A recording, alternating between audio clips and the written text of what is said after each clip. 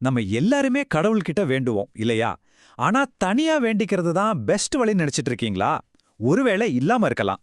கூட்டு பிரார்த்தனை, அதாவது எல்லாரும் ஒன்னா சேர்ந்து வேண்டிக்கிறது தான் ரொம்ப ரொம்ப சக்தி வாய்ந்ததுன்னு ஒரு ஆன்மீக கருத்து சொல்லுது.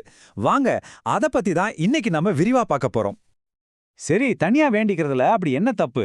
பல வருஷமா, ஏன் பல நூற்றாண்டுகளாவே தனிப்பட்ட முறையில வேண்டிக்கிறது தான் ஆன்மீகத்தோட ஒரு முக்கியமான அங்கம். ஆனா நாம பார்க்க போற இந்த மூல ஆதாரம் இந்த கருத்தையே கேள்விக்குள்ளாக்குது. அது எப்படின்னு பார்க்கலாமா? முதல்ல நாம சித்தர்கள்ல ஒருத்தர் அகத்திய மாமுனிவர் என்ன சொல்றாருன்னு பார்ப்போம். அதாவது, தனிப்பட்ட பிரார்த்தனைக்குன்னு சில லிமிட்ஸ் இருக்குதான். நிறைய நேரம் நம்ம வேண்டுதல்கள் ஏன் நிறைவேறவே மாட்டேங்குதுன்னு யோசிச்சிருக்கீங்களா? அதுக்கு இது ஒரு காரணமா இருக்கலாம். இங்க பாருங்க, இந்த மூல நூல்ல இருந்து வர்ற ஒரு வரி உண்மையிலே கொஞ்சம் அதிர்ச்சியா தான் இருக்கு. என்ன சொல்றாங்கன்னா, இறைவன் தனிப்பட்ட ஆட்களுக்கு வரம் கொடுத்து ஏமாந்து போனதால இப்போலாம் தனிப்பட்ட கோரிக்கைகளை உடனே நிறைவேற்றுறது இல்லையா?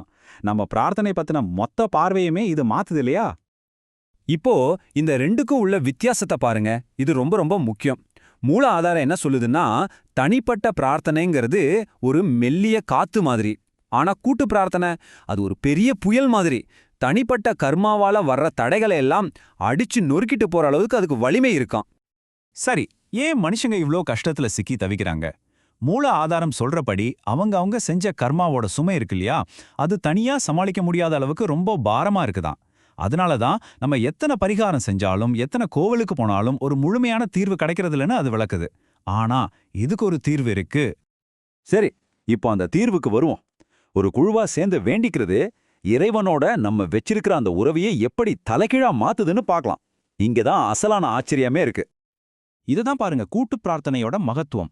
அதாவது, ஒரு 100 பேர் ஒரே மனசோட ஒன்னா சேர்ந்து ஒன்ன கேட்கும்போது அதை தடுக்கவே முடியாத ஒரு சக்தியா மாறுதுன்னு இந்த நூல் சொல்லுது. அத்தனை பேரு சேர்ந்து கேட்கறப்போ அதை மறுக்க முடியாத ஒரு கட்டாயம் இறைவனுக்கே ஏற்படுதான். யோசிச்சு பாருங்க, இது எவ்வளவு பெரிய விஷயம். இந்த தொலையட்டுங்கிற வார்த்தை ரொம்பவே சுவாரஸ்யமானது.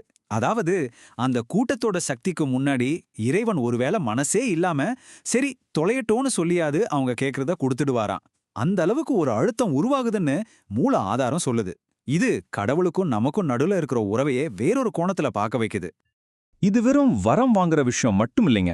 மூல ஆதாரம் என்ன சொல்லுதுன்னா, இது நம்மள நாமே சுத்தப்படுத்திக்கிறதுக்கான ஒரு ஆழமான ஆன்மீக டெக்னிக்.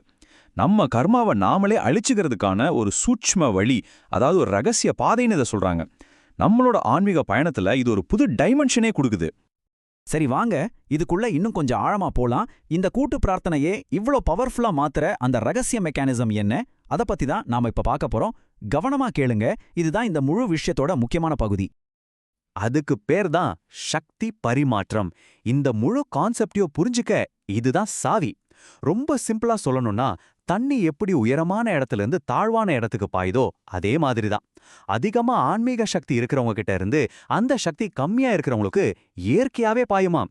இது ஒரு ஸ்பிரிச்சுவல் லா ஆஃப் நேச்சர் மாதிரி. சரி, இது எப்படி வேலை செய்யுதுன்னு பாருங்க. இப்போ நிறைய ஆன்மீக சக்தி இருக்கிறவங்களும் கொஞ்சம் கம்மியா சக்தி இருக்கிறவங்களும் ஒன்னா சேர்ந்து பிரார்த்தனை செய்றாங்க. அப்போ என்னாகும்? ஆட்டோமேட்டிக்கா சக்தி அதிகமானவங்க கிட்ட இருந்து கம்மியானவங்களுக்கு பாயும்.